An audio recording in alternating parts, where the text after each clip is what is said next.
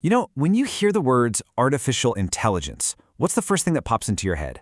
For a lot of us, it's killer robots, right? Dystopian futures. But what if the real story is less about sci-fi and way more about how our everyday lives are going to change in the next decade or so? Let's cut through the hype and look at the actual future of AI. Okay, so let's just get this out of the way right up front. The folks behind a massive, long-term study on AI, they want to be crystal clear on this. The Hollywood version of AI is not what's coming. There is no evil race of superhuman robots on the horizon. So how do we separate the fact from the fiction? Well, that's where this huge project from Stanford University comes in, the 100-year study on artificial intelligence. It's this incredible effort designed to track AI's progress for an entire century, and we're going to dive into their first big report, which looks ahead to the year 2030. All right, so the first thing this study does is tackle that big gap between the myth and the reality of AI. And honestly, their main takeaway is pretty reassuring. They found absolutely no reason to worry that AI is some kind of immediate threat to all of humanity. Yeah, the report is super clear on this. We haven't built machines that can think for themselves and have their own agendas, and we're not going to anytime soon. Instead, the real work in AI is all about creating practical tools, things that can make our lives better, safer, and just more productive, starting right now. Okay, so to really wrap our heads around this, we need to agree on what AI actually is. And the biggest thing to get is that it's not some single, all-powerful thing. It's actually a whole spectrum of different tools and different abilities. And the report gives us a really simple, straightforward way to think about intelligence. It's not some kind of magic, right? It's just the ability for something, anything, to do the right thing and plan ahead in whatever situation it's in. That simple definition really helps frame how we should be thinking about AI. And this is where you can really see intelligence as a spectrum. Think about it. On one end, you've got a calculator. It's lightning fast and perfect at one specific thing, but that's all it does. It has a very narrow intelligence. On the other end, you've got the human brain. Slower for sure, but with this incredible, broad, multi-purpose intelligence. And pretty much every AI system out there today, it lives somewhere on that line between the calculator and us. You know, this actually leads to this weird paradox they call the AI effect. As soon as an AI technology gets good enough to be useful and common, we just stop calling it AI. I mean, think about it. GPS? Talking to your phone to write a text? That stuff was straight up science fiction not that long ago.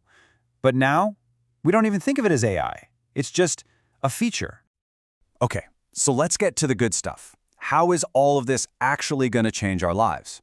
The Stanford report paints a really vivid picture of what a typical city might look like in 2030, and we're going to explore three key areas they zeroed in on: transportation, your home, and your health. Let's start with a number I'm sure a lot of you are intimately familiar with: 25 minutes. That's the average one-way commute. With self-driving cars, that's almost an hour every single day that you could get back. Imagine that.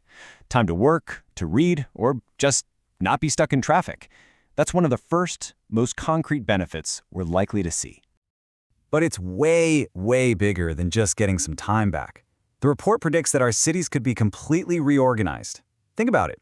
If cars can just show up when you need them, why would you even own one? Or maybe your family goes from 2 cars to 1. The whole idea of a parking lot could just disappear. And it would be a game changer for older folks or people with disabilities, giving them a whole new level of freedom. All right, so what about our homes? What's the story there? Well, the report is pretty funny here. It basically says progress has been kind of disappointing compared to what everyone expected. For the last decade and a half, the biggest star in home robotics has been the robot vacuum. Yep. But that is all about to change, and it's because 4 huge things are all happening at once. 1, the chips inside these things are now more powerful than supercomputers from just 10 years ago. 2, every single robot can learn from what every other robot is doing, all through the cloud. 3, they're getting way better at actually understanding what we say. And 4, thanks to the video game industry, the 3D sensors they need to see the world are getting super cheap. Put that all together, and you've got the recipe for some seriously smart home robots. Okay, let's switch gears to healthcare. And the vision here is really cool. It's not about replacing your doctor, not at all. It's about giving them a super-powered assistant. An AI can comb through millions of patient records, plus all the data from your fitness tracker, and spot patterns a human doctor might never see. It can then offer up some ideas, possible diagnoses, new treatments, and your doctor takes that, adds their own experience, and makes the final call. But here's the thing. It all hinges on one word: trust. The report really hammers this home. The tech could be absolutely perfect, but if doctors, nurses, and you, the patient, don't trust it, it's not going anywhere. Building that trust is going to be just as big a challenge as building the technology itself. And you know, that whole idea of trust, it's the perfect doorway to the bigger picture here. Because the technology is only one part of the equation. As AI becomes a bigger and bigger part of our world, we have to tackle some really tough societal questions. I mean, just think about this one question. If a self-driving car crashes, who's responsible? The person in the car? The company that made it? The programmer who wrote the code? Right now, our legal system honestly doesn't have good answers for that. And believe me, that's just the tip of the iceberg.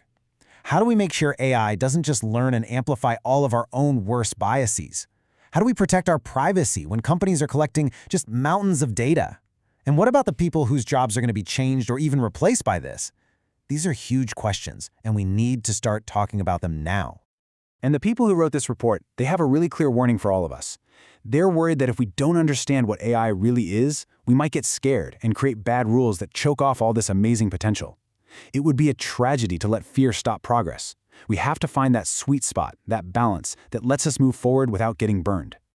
And this is probably the most important thing to take away from all of this. None of this is inevitable.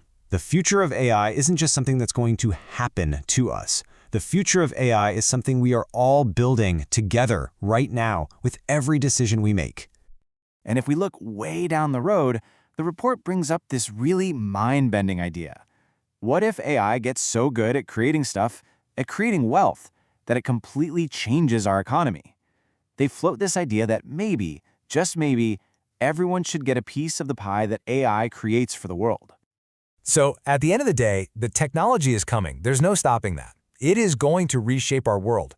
The biggest questions aren't about what the AI can do. The real question is for us, what kind of future are we going to choose to build with it?